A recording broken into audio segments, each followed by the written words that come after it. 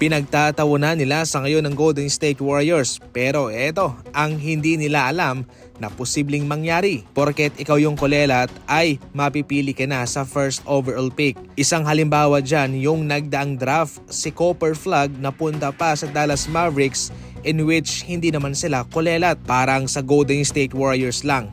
Kahit na sabihin na lang natin na malaglag sila, ay posible po nilang makuha itong si Cam Boozer. Kahit na hindi man first overall pick o second overall pick, nako, sa pangatlong pick o pang-apat na pick, itong si Cam Boozer ang pipiliin ng Golden State Warriors bilang pamalit kay Kuminga. Pangmalakasang forward itong si Cam Boozer. Mayroong kataasan na 6'9", 23 points, 9.7 rebounds, 4.2 assist ang kanyang ina-average sa kolehiyo. Mayroon siyang 17 double-double at multiple 35-point game. Ito yung kailangan ng Golden State Warriors, isang forward. Marami na kasi silang gwardya. Itong si Cameron Boozer ay naikukumpara pa kay Paolo Banchero, kay Julius Randle at kay Kevin Love. Matalinong bata, napakalakas at napaka-versatile sa scoring. Nangangahulugan na marami siyang magagawa, marami siyang paraan para maka-score. Para bang combo package na itong si Cam Boozer, mga idol. Yung kanyang shooting 58% sa field at sa 3-point line ay mayroon din po siyang maibubuga. Kaya sabihin na lang natin na mukhang malabo yung Warriors na makapasok sa playoff. Nako, hindi pa rin po talaga dapat nating pagtawanan sila sapagkat hindi sa lahat ng pagkakataon ay nasa ibaba sila. Nagbigay naman ng mga memorabilyang cellphone ang Memphis Grizzlies sa mga fans nito na mayroong pagmumukha ni Ja Morant at mayroong nakalagay na Colt 12.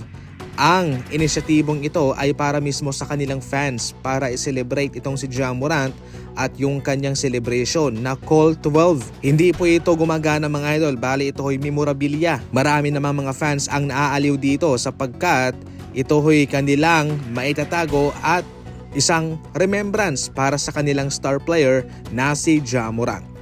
Binibigyan na ng sign ni Brian Windhorst ang ibang mga malalaking pangalang NBA player na sumama na raw kay Nikola Jokic sapagkat itong si Nikola Jokic sa ngayon ang malakas na player na pwede mong samahan at kayo'y magkakampyon. Paniguradong si Jokic ay manatili sa Nuggets at posibleng magretiro na doon.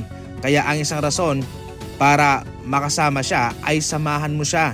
Doon ka pupunta sa kanya. Para daw to sa mga NBA player, sa mga star player na wala pang kampyonato. Yun daw ang kanilang kailangang gawin sa ngayon. Sapagkat napaka-unstoppable nitong si Jokic. At kung mayroon ka pang isang kasamang star player na magaling, galing sa ibang kupunan, aba, tsak na walang makakapigil sa inyo. Ano ang komento ninyo sa sinabi ni Brian Windhorst? I-comment lang.